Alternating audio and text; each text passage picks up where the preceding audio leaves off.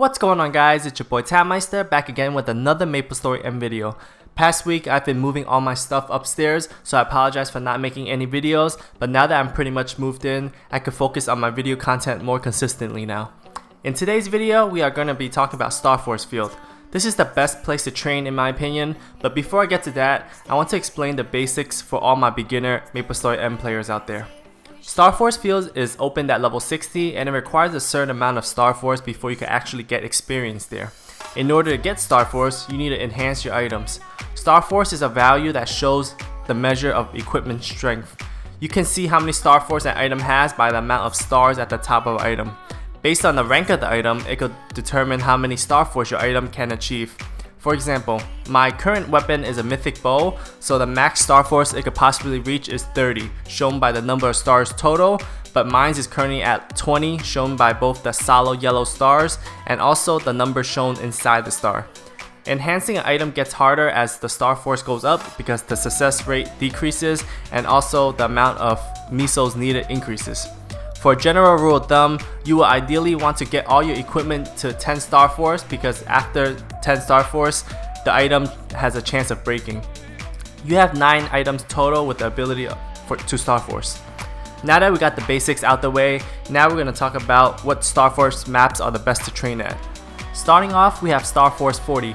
Ideally, this is a great starting point for most users because Starforce 40 has a lot of parties and it gives great experience as well. To determine whether a Starforce map is good to train at, I determine it by a number of factors: popularity, map size, spawn rate, physical or magic attack, and experience. In regards to popularity, there are a whole bunch of Starforce maps, but some maps are never used. The most popular maps are the ones where most parties are found, and it's not worth trying to create a party in a random Starforce map and pray someone joins your party.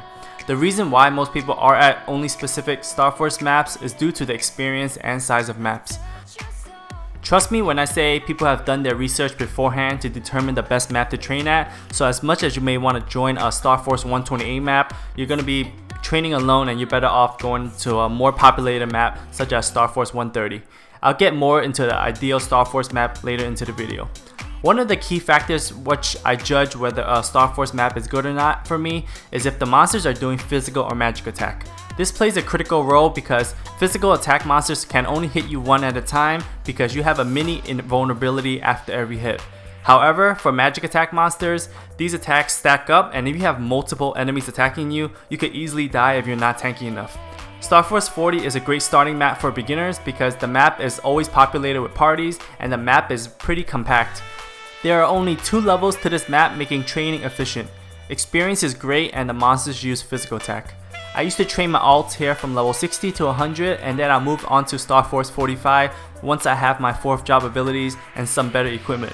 Speaking of Starforce 45, the monsters do magic attack, so make sure your equipments are strong enough to kill the monsters or at least have enough defense to survive multiple hits.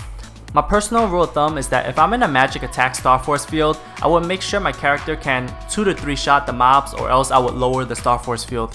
The reason for this is because if it takes, let's say, 4 to 5 hits to kill the mobs, you're going to be aggroing a whole bunch of monsters. These stacked magic attacks will add up and they'll kill you before you're able to kill them. If your equips aren't ready for the Starforce maps, just drop it down a notch. From Starforce 45 to 80, it's going to be all magic attack monsters, so make sure you're geared up if you're going to be training there. A lot of people also ask me how do you determine if monsters are physical or magic attack. You could just attack the monsters and see if they launch an attack far away from you or if they damage you only by walking at you. Physical attack monsters can only hurt you by touching you, while magic attack monsters shoot from afar. After Starforce 40, the next ideal Starforce map to train at is Starforce 80. Starforce 80 is a very common place to train at because it's the highest Starforce map in which your items don't have a chance to break at. What I mean by this is that I mentioned that you have 9 items to Starforce with.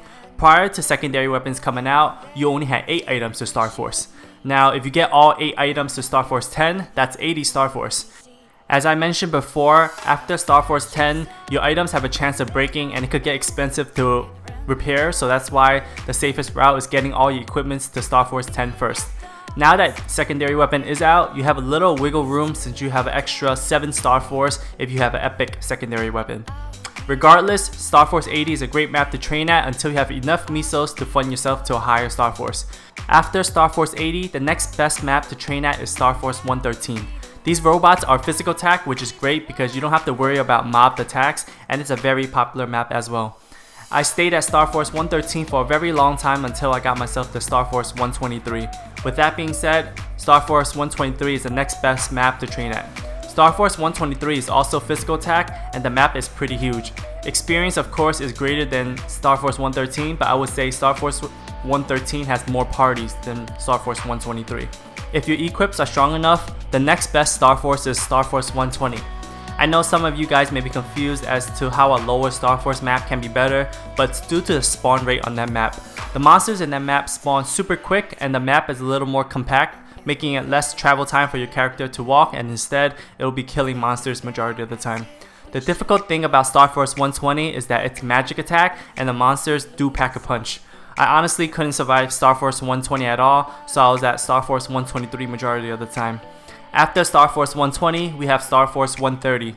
In my opinion, this is the map that most free-to-play players stop at because it's good enough experience and you don't have to risk the chance of dying during auto battle. While it still does require quite some funding to be able to auto battle here without dying, it's a lot easier to achieve than Starforce 144 or 147. I could auto battle in Starforce 130 on V5 pots and not worry about a thing. I see a lot of players get pretty high level from Starforce 130 alone and never even attempted 144 or 147. However, if you're gonna just commit to Starforce 144 or 147, I just want to put into context what Starforce your items will need to be. You're going to need at a bare minimum 4 items 18 Starforce and up, and 4 items 17 Starforce and up, including a 7 Starforce epic secondary item. To achieve that as a free-to-play player is very difficult, as it took me many months of playing to achieve that Starforce. I needed to save up all my shield scrolls and shield wards and prayed my enhances worked. Here's a quick tip for everyone who plans on reaching these super high Starforce items. Of course, as you rank up your items to higher tiers such as Legendary and Mythic, you don't want to run the risk of breaking your items during Enhance. If you have a shielding scroll or ward, that's great, but if you don't, the best way, and I know it's going to be a little expensive, is going to be starting with a unique item and Starforcing it at least to Starforce 18 or 19. The reason for this is because once you fuse it to Mythic, it'll drop 2 Starforce and you'll still be left with either a 16 or 17 Starforce item. Repairing a unique item, especially in the current market we're in, costs like 5 mil. Compared to having a 15 Starforce mythic item, let's say, you're gonna need to either save for shield scrolls and wards or pay money for the scrolls and wards just to enhance it. If you invest in your unique items early, you'll have an easier time later in the game. I wished I realized this earlier since I rushed all my equipments to mythic when I first started. I had to reset my shoulders and cape, and I made them 19 Starforce unique each to achieve Starforce 147. Luckily, I had armor rank up stones on my alt, so I upgraded the tier without losing the Starforce. Okay, so we finally got to Endgame. Once you reach Starforce 144 or 147, these maps give insane experience, but your stats and equipment have to be up to par too. Starforce 147 would be the next best map after Starforce 130. Starforce 147 is a magic attack, so your magic defense would need to be fairly high to survive this map. Especially in the higher Starforce maps, you definitely need bishop buffs to ensure your survivability. Lastly, we have Starforce 144. The monsters in this map do physical damage, but the monsters hit like a truck. You probably need like 30k defense minimum to even survive this map at all. I know many high level players that still do die on this map, even with full max level mythics. This map is the best experience, but since the Dark Starforce Field came out, I can't confirm that entirely since I never experienced Dark Starforce Field. Supposedly the experience there is a lot better, but not many people had the opportunity to upgrade their Empress gear yet to try it. Anyways guys, thanks so much for watching and making this far into the video. This video was pretty lengthy, but I wanted to really explain the Starforce Field in depth. Hope this video helped. Make sure to like, comment, and subscribe, and I'll see you guys in the next video.